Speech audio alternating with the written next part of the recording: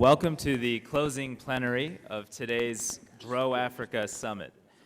We are excited to be here with leaders from across the continent, with heads of state who have committed themselves dramatically to leadership in agriculture and food security, in nutrition, and efforts to bring business investment, public-private partnership, and a real focus on poverty reduction through efforts to invest in and elevate agriculture as a business. As you've heard all day and as you've been discussing, and I want to start by making sure everyone has a chance to identify with and take with them the Grow Africa report, because what this shows is that because of the leadership of our heads of state here today, because of the efforts of private companies from around the continent and around the world, and because of the partnership with development institutions and multilateral development banks, today we can proudly say that an effort that started 3 years ago is now effectively working to address poverty at scale. And we'll welcome President Yaliboni. Is working at scale, and today more than $7 billion of investment commitments have been made in African agriculture from African companies and partners around the world. We know that this is reaching 2.6 million smallholder farmers, creating more than 33,000 additional jobs in value addition, and laying the basis for an agricultural transformation designed to massively reduce poverty and suffering, while also creating a more modern and industrial economy. Today, we will start with His Excellency President Goodluck Jonathan. President Jonathan, you are our host, and thank you for hosting the World Economic Forum. Our prayers and thoughts are with you and the people of Nigeria at what is a difficult time.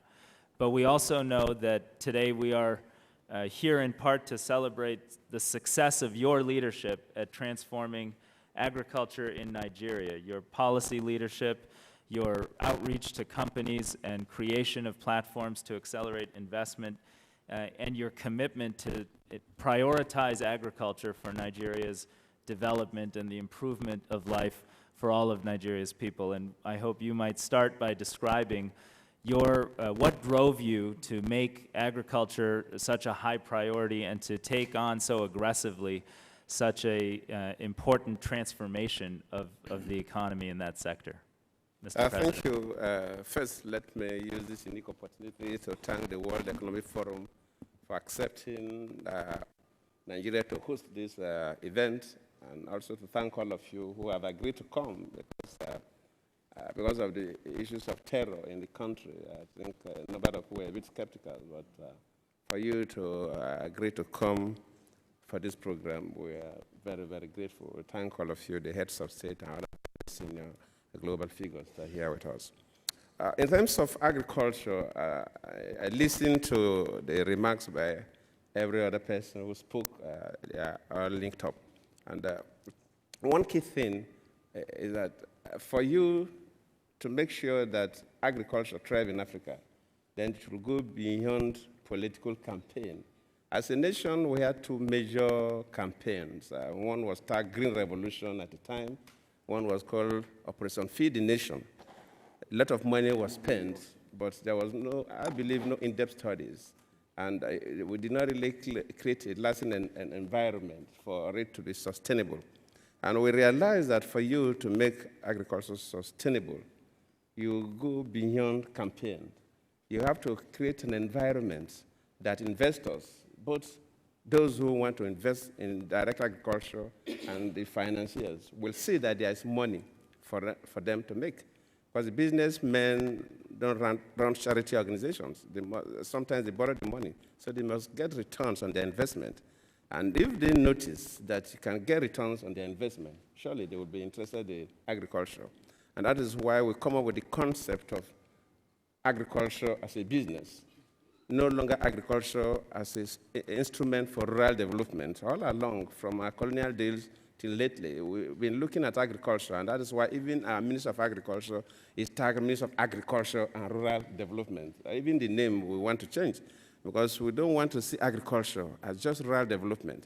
And that has given us quite some problems that young school leavers, young graduates, don't look at agriculture because they feel that agriculture is just like what our parents or grandparents do, carrying one hoe, go to the bush, and work toward the night, day and night, and get little or nothing. So and we have changed the concept, and we are investing or encouraging private sector to invest on the value chain. We try to create the environment, enabling environment for the business people to notice that, yes, you can invest in agriculture in Nigeria. And if you invest in agriculture in Nigeria, you'll make significant returns. And that's why even people like Duncan have been keen, and I think voted quite a significant sum of money to invest in sugar production, cassava and tomatoes and others. And we know that in Africa, especially countries like Nigeria, where you have a very young population, you must find ways to create jobs for your people. And agriculture is one area that you can create sustainable jobs. There are some sectors that jobs are very transient, but in agriculture, one thing is that no matter the circumstances of the day, one must eat. People may not go to the hospital until they are sick or periodically go for a checkup, but you must eat every day. So agriculture is key, and there is no country that can say that, yes, we are developing if you cannot feed yourselves. And we have a big population. And before this time, as far as Nigeria is the highest importer of rice all over the world.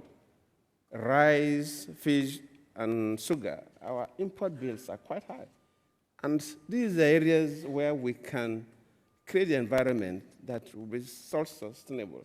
That's why I said that for rice, by 2015, 2016, we should be able to produce enough rice for our local consumption. And that will help us in terms of foreign earnings significantly. But the key thing is not just producing enough rice or enough food for our local consumption, but also creating jobs along the value chain, and not just for Nigeria, also for maybe especially the neighboring countries, the ECOWAS sub-region. Because even as we are talking now, a number of commercial farmers, quite a number of their workers who are working in technical areas and farm managers come from other West African countries. So because there is huge opportunities in agriculture, and any government that really creates the environment that attracts the businessmen and women to invest in agriculture automatically will creating a lot of jobs for young men. Of course, the food security will be there. The issues of nutrition will be handled. In fact, the first MDG goal, we can easily achieve it. But it goes even beyond achieving the MDG goal. It helps you so much in creating jobs. In terms of human empowerment, too, is key. Because before this time, in fact, just 2 years ago, total commercial banks lending to agriculture in Nigeria was about 0.6, 0.7% for agriculture, for commercial banks, not the specialized bank. Today, it's about 5%. And our target is in the next 2 years, we're going to move it to 10% for commercial banks to lend to agriculture, because we have made the central bank to secure these loans. And now also our policy is that 30% of these loans that go into agriculture should be dedicated for women in the agro-allied industries, whether the processing or the farming. That helps the women. It creates this financial inclusion. In terms of the fertilizer and other inputs, we now use the electronic wallet, where you use your cell phone to access seeds, access fertilizer, and of course, most of the seeds we give free, especially the improved seeds we have to give free to farmers, because we're encouraging young people. And so many young men, for you listen to the Minister of Agriculture, he must have spoken about the nangropreneurs, young men and women who now want to go into agriculture. Them are doing wonderfully well in agriculture, because they have seen that agric is no longer being taken as a rural development. It's not just the kind of farming that our parents do, but a major business that you now interact and even export their products. So it's quite exciting in Nigeria. Thank you. Well, thank you, Mr. President. It is exciting in Nigeria, and we've spent a good part of today learning about those wonderful examples that are showing that when you fight to create an environment that allows for commercial investment, you can see real signs of success quickly, create jobs, and begin the transformation in an effective way. And we just thank you for your leadership and for hosting this session today. Next, I'd like to turn to Your Excellency President Jakaya Kikwete of Tanzania. President Kikwete, you a number of years ago said were in a conversation with us when you helped pull this effort together across the continent. And you said, you know, some people will look at this and be concerned and will want to go slowly, but we need to do everything we can quickly and then show that we're reaching and benefiting smallholder farmers, women, children who otherwise wouldn't have enough to eat. And your leadership with Kilimo Kwanza in Tanzania has served as an example for many, many other countries and donor partners like the United States, and inspired leaders like President Obama. Could you describe your assessment of our progress and your advice as we all go forward under your leadership? Well, thank you, Raj. Well, of course, a few of us on the African continent were really concerned about, or concerned with the fact that Africa is being considered as a basket case. Hunger is a perennial problem. But also, there is poverty, widespread poverty on the African continent. But some of us thought that we can deal with the problem of hunger, we can deal with the problem of poverty through agricultural transformation. 70% of our people live in rural areas. They depend on agriculture for their livelihood. When you talk about hunger, it is about agriculture producing enough food. But Africa's agriculture is backward agriculture. Low productivity, low production. So therefore, some of us believe that the best thing to do with Africa's agriculture is transform that agriculture through innovation that are technical, technological. Because when we use the traditional, the hand hoe, low yielding seeds, very little use of fertilizer, the average that time was 8 kilos per hectare. I don't know how many now, if there is a lot of progress. In the Netherlands, it's 577 kilos per hectare. When we lose a lot of crops through pests and diseases. So we saw technological involvement here is to leverage modern science and technology to develop our agriculture. But of course, there are issues of management, the agricultural systems. But also there is a whole question of support to agriculture, particularly the smallholder farmers, because predominantly Africa's agriculture is in the hands of smallholder farmers. They lack skills, they don't have the finances, they need the inputs, they can't get the inputs. So at the World Economic Forum in Africa, for Africa in Dar es Salaam, the first time the forum was held outside Cape Town, in our discussions with Professor Klaus and people in the WEF, we said, our wish is to see agriculture becoming a major subject of discussion at this meeting. Fortunately, this wish was granted. Besides the meetings that are taking place at Mlimani City, but we had sideline meetings with a few people, and we put our minds together. We agreed on coming up with a blueprint on ideas on how to transform Africa's agriculture and what can be done, the EBCs. Then at Davos WEF Summit, we presented that blueprint. It was ready. So our thinking was, you have the smallholder farmer who needs to be supported to transform his or her agriculture. But then we need to involve the private sector. As Winnie said, the the peasant also is an investor, because when we talk of private sector, after of agriculture in Africa is in the hands of the private sector, because the peasant himself is a private investor. But we're talking of the bigger private players in the private sector. We want to involve them, let them establish farms, but also support the agricultural sector, support the peasant farmers, get the inputs that they need, get the skills, get the technology that they need, but also buy from the farmers, establish the market where the farmers can buy. And then, of course, we looked at the role of government. Government has a big responsibility of creating the systems that would enable the smallholder farmers to grow. But governments have friends, the donor community, they also have a role to play. Of course, it started as a small thing, but later it grew into a big thing. Of course, the one thing that I will say, when we started with this concept, there was a bogey thrown that it is land grabbing, that now Africa is now selling land to the large-scale producers. But I think with time now it has proven that that's not true. The smallholder farmer is very much at the center of the focus. The private sector is now playing a very active role. The donors now are also playing a very active role. That we are saying in the Camp David meeting.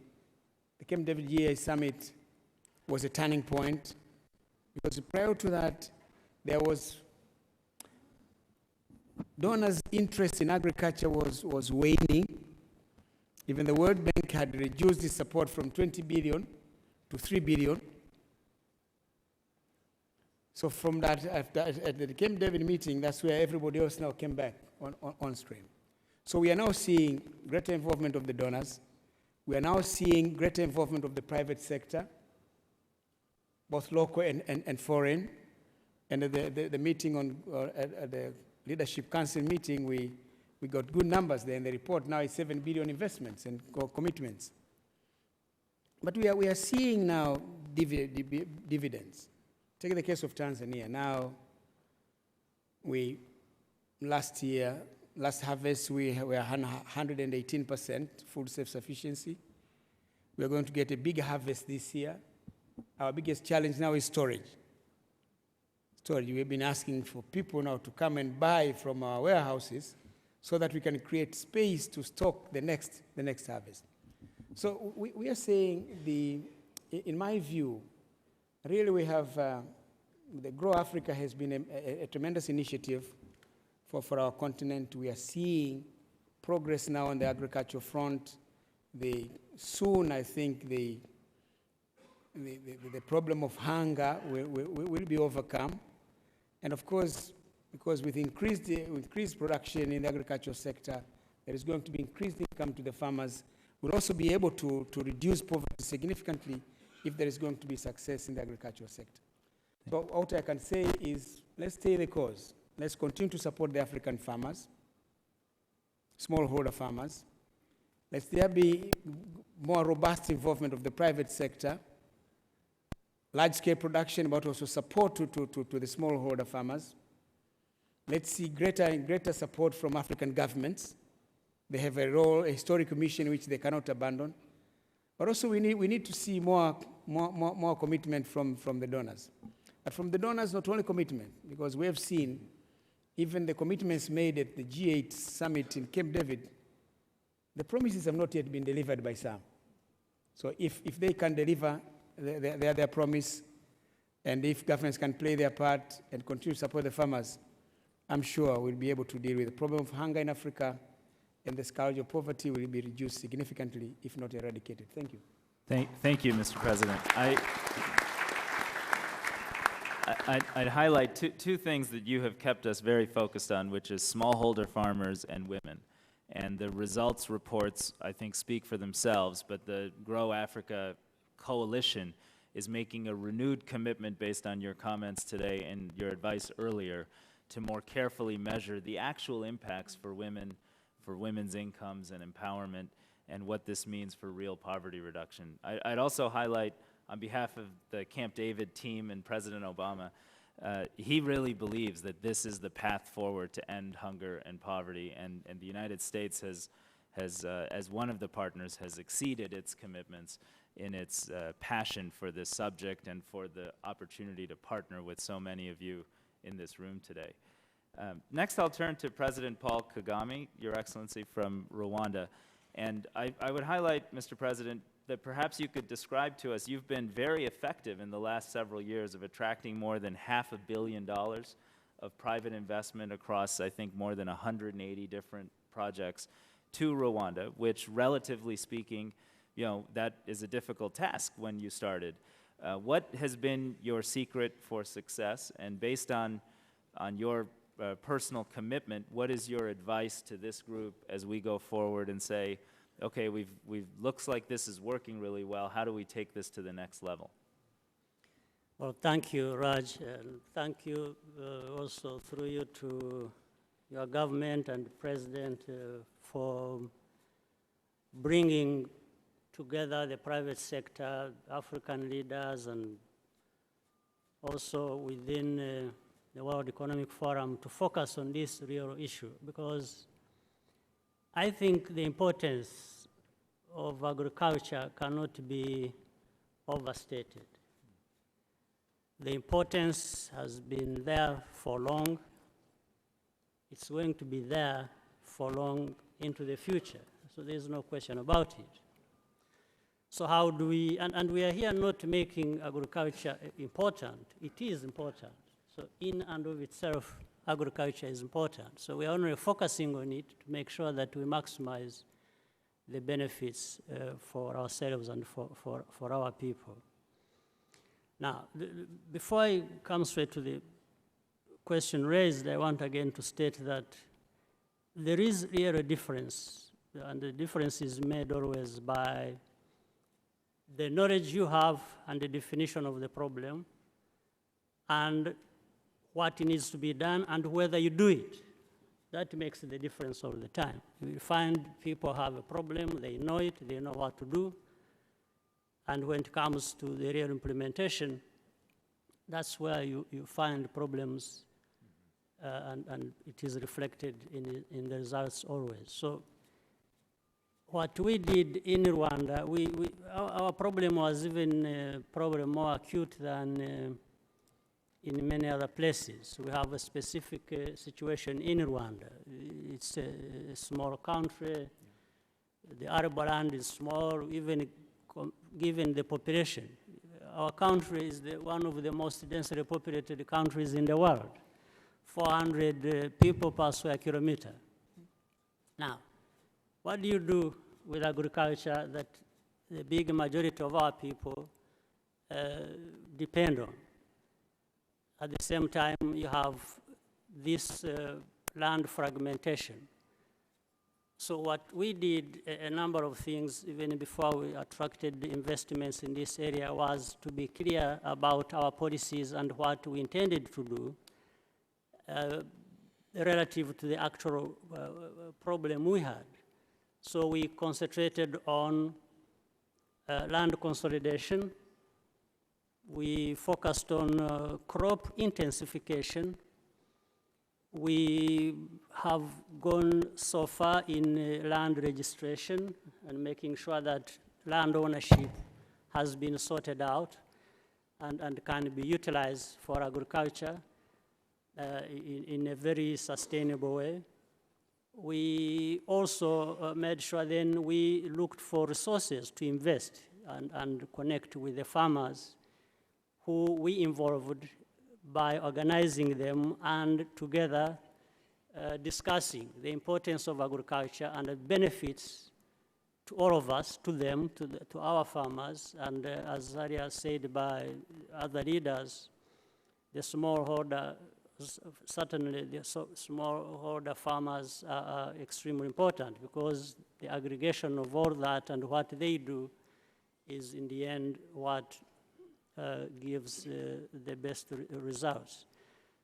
So why we have made some good progress on the ground, it has been defining the problem properly, focusing on the real issues, connecting with the ordinary citizens and farmers, and drawing them to them the attention of the importance of agriculture in transforming their lives, and therefore participating on the basis of information they have as to this importance.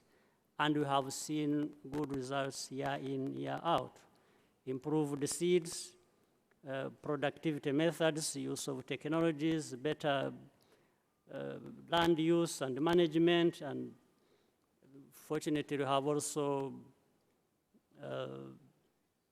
water bodies that have been used for irrigation in some parts. We still have a lot of work to do in this area, and of course, lucky that we have good rainfall many times. So, but we don't want to rely so much on rainfall, because when it doesn't rain, then you have problems. That's why we focused on agriculture, or on irrigation as well.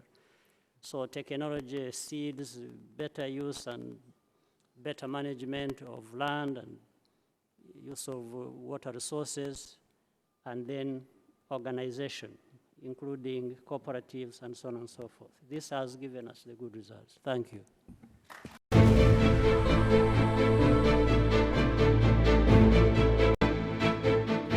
Next, I'd like to turn to Prime Minister Daniel Duncan from Cote d'Ivoire. Mr. Prime Minister, you've had a tremendous amount of interest in investment in Cote d'Ivoire from international companies that have important product supply chains.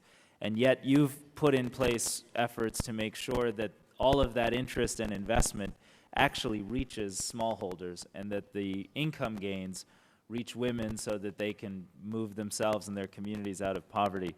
Could you talk a little bit about your philosophy of how you can be part of big global supply chains, but use those economic opportunities to ensure that the most vulnerable people are lifted up? Thank you, President Shah. I would first like to convey the greetings of President Alassane Ouattara, President of the Republic of Cote d'Ivoire, to his friend, President Goodluck Jonathan, and also to the managers of the World Economic Forum. Well, I guess that because of chocolate, many of the ladies here and some of the men knows that Cote d'Ivoire is the world's largest producer of cocoa, with 1.5 million tons. But I guess that just a few knows that we are the second largest producer in the world of cashew nut. And I think also the largest producer in Africa, as far as rubber tree is concerned, also palm tree is concerned. But you know that we went through some turmoil from 2010. So after the crisis, and with the help of the international community, we try, on the leadership of President Alassane Ouattara, to change the agriculture sector in Cote d'Ivoire. So we adopt in 2012 what we called the PNEI, that means the National Program of Investment in Agriculture Sector. It's a $4 billion program, financed mostly by the private sector, 60%, and 40% by the government and the financial donors. We want to address some of the main problems in the agricultural sector. The question of land tenure, which is really important, the question of irrigation, the question of mechanization, and also the question of the price of the products in the international price, on the international market. You know that as far as cocoa is concerned, we give back to the farmers 60% of the price of the international, the price on the international market. That has boosted the production of cocoa in Cote d'Ivoire, and also to improve also the quality, because the farmers have more money than in the past. Well, what I would like to say is that this program is working. Today, let's say that $1.5 billion out of the $4 billion has been already mobilized. And it's a win-win game with the private sector, both national and international, and also the local farmers. And we have done it not only in the cocoa sector and the coffee sector, but also in the foodstuffs, mainly in the rice sector. So if I can give just quickly the example of the rice sector, the needs, local needs, is 1.5 million tons. And the production 2 years ago was just 600,000 tons. Now we have reached 1 million tons, and we hope that in 2016, we'll produce 3 million tons. So we export half of it in the sub-region in ECOWAS countries. Well, I think that if you create the environment, business environment, if there is an understanding between the private sector, both national and international, and the local farmers, and you solve the problem of the land, we can improve things as far as the agriculture sector is concerned. So we have an increase in GDP in Cote d'Ivoire of 9.8% in 2012. Last year it was 8.7%. Wow. This year we expect to have a double-digit growth, 10% at least. But the private sector, the agriculture sector accounts for, let's say, 29% of GDP in Cote d'Ivoire now. And finishing, I would like to say that we are pleased to say that we'll be maybe the 10th member of Africa Growth. Well, thank you again. Thank you. Good, thank you. Thank you, sir. Thank you, Prime Minister, and thank you for your extraordinary leadership, because part of this effort has been focused on making sure that farm gate prices, that smallholders, that women are actual beneficiaries of all of this public-private partnership, and your efforts have clearly served as an example that we can all learn from in that regard. Next, I'll turn to Prime Minister Yaliboni of Benin, and we want to thank you, sir, for your leadership. You, of course, were at Camp David with President Obama and with other leaders in the public and private sector as the president of the AU in 2012.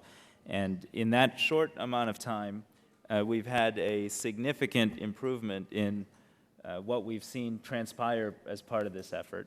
And you have also joined, as part of, as the president of Benin, you've joined the new alliance, and you've made commitments to make reforms to your agriculture sector to welcome private investment into this sector in your country.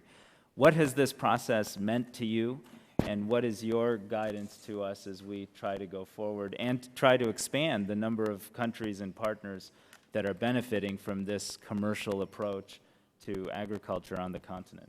I will express in English because I found that it's very clear. Just to thank our friend, President Ebele, to host this forum. And I would like to tell you that I was very happy to attend this summit in Camp David. I would like to salute this initiative which has been taken by the members of G8. I would like to say that on the basis of our experiences, for us, if we speak about agriculture, I think that it's a bad thing. We cannot speak about economic growth without agriculture in Africa. Africa will be what will be is its agriculture. So in Benin, I think that this year we are waiting for about 6% of economic growth against 5.5% last year. I know that the position of Benin with our neighbor of Nigeria is very important for us because of Nigeria, because of our ports. We did a lot of things for our economic growth. But I think that our agriculture did play a strong role. On this basis, I think that let me maybe list all the challenges that we need now to resolve if we are speaking about agriculture.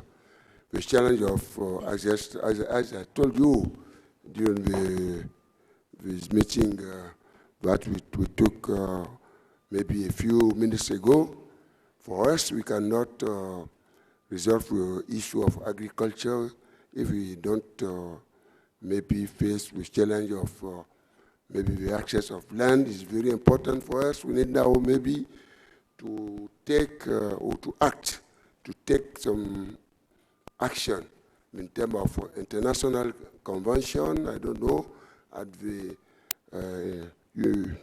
United Nations or African Union, to help each of us, our countries, now to maybe in terms of access to land. It's very important for us. The other challenges are maybe access to water. They just told about it. Access to mechanization, access to maybe fertilizers, access to financing is very important for us. Maybe the road feeders, the roads, or we can organize maybe the market, the local market, regional market, because we need now to connect our countries. Or we can manage the risk, all the risk, the flood, climate changing, or we can adapt our agriculture to the climate change, the changed climate, and I think that agriculture is very, very important for us. Is why I would like to welcome this initiative at the G8 level, Grow Africa also level, and I'm very happy because in terms of the initiative which has been launched by G8 Summit in 2012 by all the members. I thank them, I thank President Obama, because with the support of Germany, Benin is member now. I would like, I'm very happy.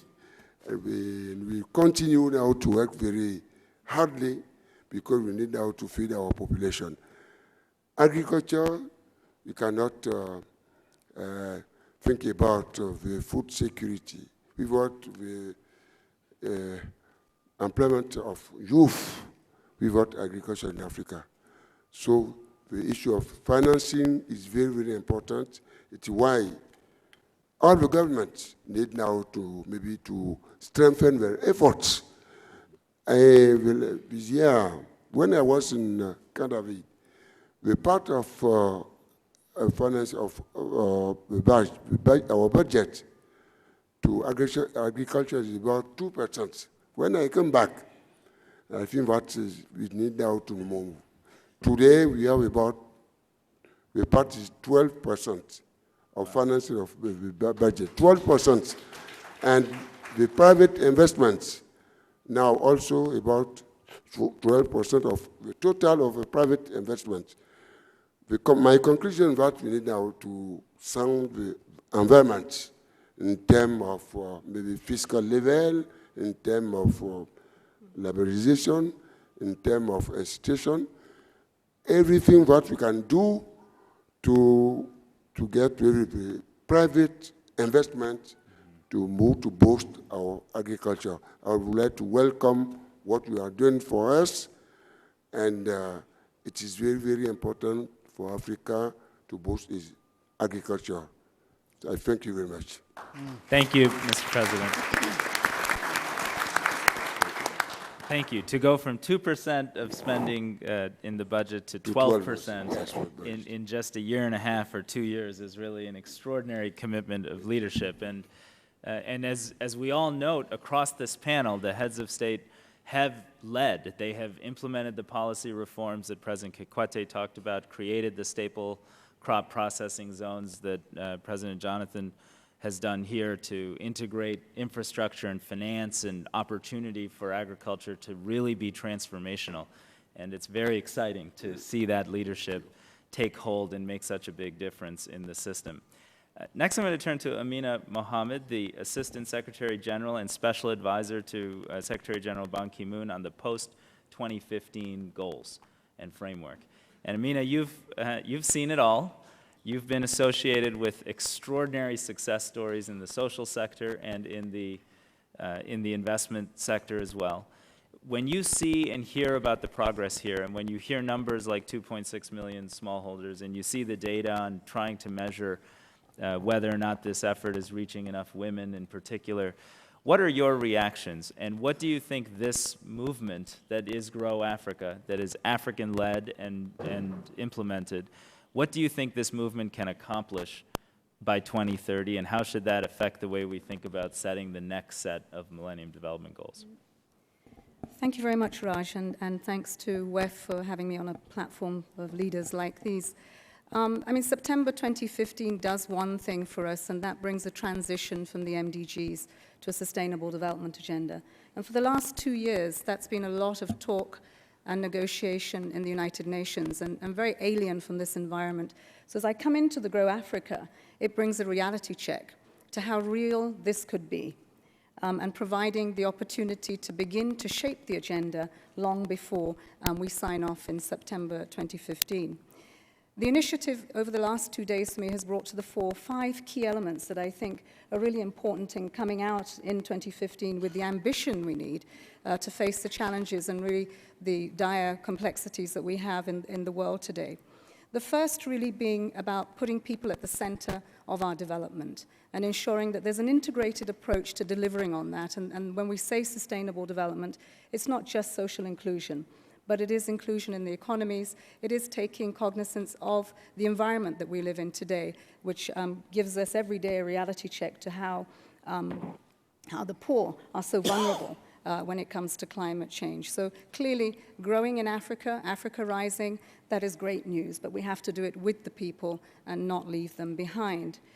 5 key elements, that it's an integrated agenda, and that's new.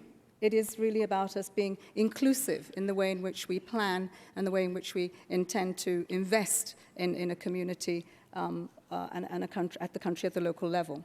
The second, that it's a universal agenda, that really is, this is more than just the North looking to the South at Africa for overseas development assistance, that it is a partnership that says all of us are in this together, and that we're looking at South-South cooperation, we're looking at North-South, we're saying that this really is about us, and that the dividends of delivering on sustainable development will leave no one behind. The economic agenda.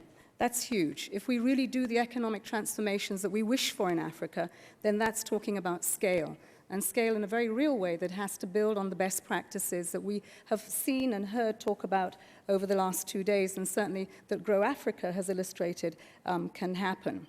But to do the scale, we're going to need governance, and governance in a sense that really strengthens the institutions and the capacities of our people to deliver on this at the local level. We've heard over and over again how important the public-private partnership is. The public side of it needs to build those capacities to deliver in scale and to operate in the same way with the efficiency and effectiveness of good business. It also means that when we want to do this properly, the one thing that we've learned from the MDGs is that we didn't do very well in knowing where the opportunities were, where the people were. We left many behind. And this was because we didn't really have the data that we require for this. And so not to underestimate the need for a really good data revolution, but where countries take charge of that and have the kind of partnerships that will make sure that baseline data means just that. It's not 5 years in 5-year cycles and 2 years too late, but that we have that up front. And I think that then we would make choices that really do put our priorities at the front. The last of the 5 key elements is about the global partnerships, and we see this in 2 ways. The partnership, as I said, that we need to deliver on the Sustainable Development Agenda is really about all of us, but more importantly, at the country level, each country will come together with a different type of partnership mix it needs for its Sustainable Development Agenda. And I think Grow Africa is showing the diversity in that there is not one size fits all, that we really do have to think about, if we're putting people at the center of this, what kind of partnerships do we need to do for that. This then, I think, allows for us to demonstrate that a good policy environment can connect with making investments and having results in people's lives at the local level. And we heard us talk about that just earlier. I think it is going to be key to industrialization and the jobs, but it's also going to be about, and this last not but least, when we talk about women. As I sit up on this platform, it is said that, you know, if I was a man, I would be, and you were women, it would be blessed is he amongst women. But I'm not sure we can say that about a woman sitting here today representing women in agriculture, women in Africa, and the empowerment that they need to get to be a part of this. And I heard from Grow Africa really good stories, particularly from Nigeria, where we were linked to inputs, fertilizer and seeds.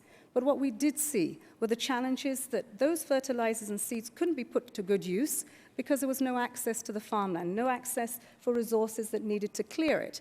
And I think these are the things that we hear from our leaders here that we have to put on the front of the agenda. And I know that certainly President Jonathan has made a call that perhaps we need to look at a percentage that we dedicate to lending in our financial institutions to women, so that we have affirmative action there, and we know that that then will be a transformative agenda for all, because it will go beyond just empowering a woman. It will empower a nation. It will improve our health indices. It will improve our education indices, and that makes then for a sustainable development agenda that's very real. So last, I'd say that for me, the Grow Africa initiative has shown that there is much clarity in defining the reality, but also looking at the ambition that is possible.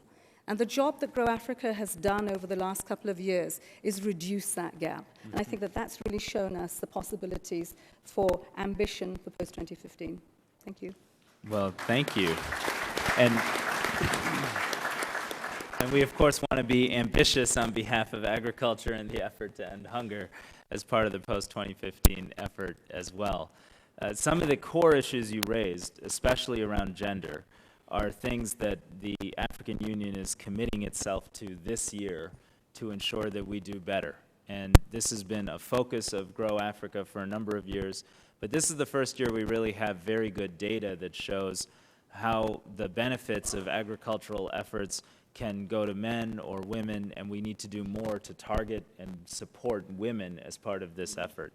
The next speaker, Deputy Chairperson Erastus Mwencha of the African Union, you have focused on that in your engagements here today. And you've made the case that this is the African Year of Agriculture. And as part of that Year of Agriculture, we need a renewed commitment and push to make sure that these programs, whether they are public sector investments or private sector investments, are reaching and benefiting women to transform the continent. Could you speak about your commitment to it and what you think is achievable as part of the African Year of Agriculture on this issue? Yeah, thank you very much, Raj.